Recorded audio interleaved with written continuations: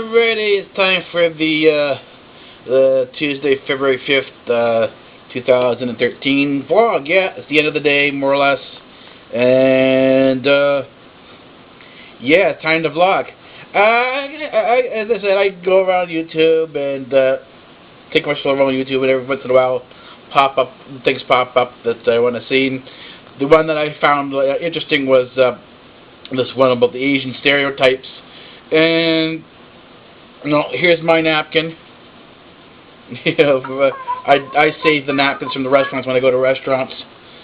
Here's my food store. That's where I go shopping. And of course, here's my rice snacks inside a fruity coconut jelly jar. So, am I Asian?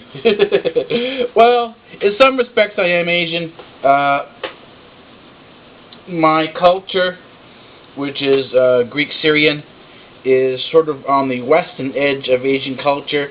It's an ancient culture that sort of, when you look at the Silk Road, there was a definite awareness and trade between the cultures of Asia and Syria and Greece and that area there. Matter of fact, the furthest western edge was not actually Syria for the Silk Road.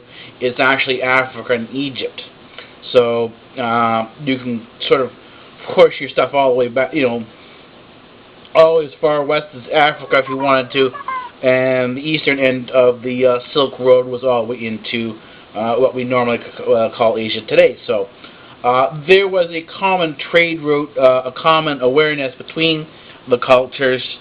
And so you could call this, if you will, a pan-Asian culture. It's an ancient culture that really doesn't exist that much anymore. It's still there, but it's there in more remnant forms. Right, what's happened is that in the areas like Greece and Syria, you have a lot of Western and Arab influence now coming in sort of the last couple hundred years that has sort of pushed out the Eastern influences. But anyways, it's kind of, from my perspective, where you end up choosing to sort of live, and I'm in an Asian neighborhood, so this kind of brings out the Asian side of my historical roots, and I enjoy it, so, yeah.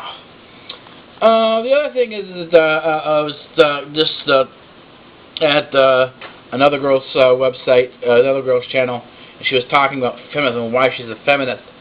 But the problem is that feminism is in many ways an outdated, more or less obsolete point of view, because it's largely failed. Girls don't, and feminists don't really seem to understand why it's failed, but they've actually given guys permission to treat girls the way they have. And one of the very simple observations is that watch how a girl treats a geek and watch how a girl treats a guy who they think is hunky or hot or whatever you want to call it.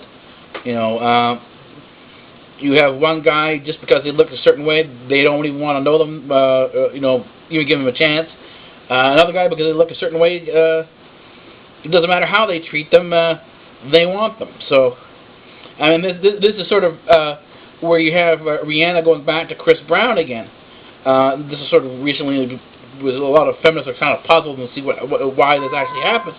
And that's because, there's an attraction there. This is not something by mistake. That there is this type of attraction. There is attraction to these we'll call the danger boys, or these guys who are treat girls in a very horrible manner. There is an attraction by girls to these guys for some reason. I don't know why it is. This is something that I've observed, and in many ways, because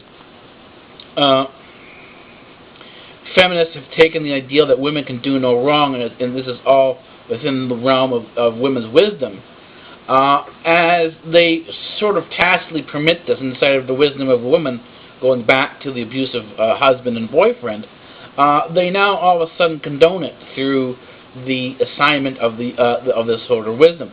And the thing is, this is the problem with groups and isms, is that they're not free thinking. In order to conform to feminism, there must be a group think that you have to conform to. And this isn't independent. This isn't free thinking. Independent free thinking is to take ideas and thoughts. It's not to challenge simply other people's ideas and thoughts, but to challenge your own and to see why you understand what you understand, and then to see whether or not there's actually something more that maybe you haven't considered before. And this is free thought. This is free thinking. This is independence, not following the crowd, not following a group, not conforming to a particular ideal. Simply because everybody else is following this particular ideal, or a group of people that you like are following this ideal. It's being independent, it's being your own person, being your own thoughts, having your own thoughts. That's independence, that's where the reality is. And simply following another group, even though you call it feminism, is not giving yourself the independence that you assume that you're going to gain from this.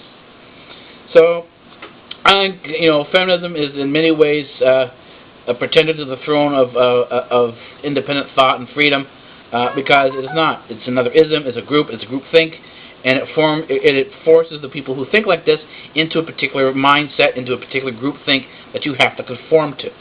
So it's no different than any other group or ism.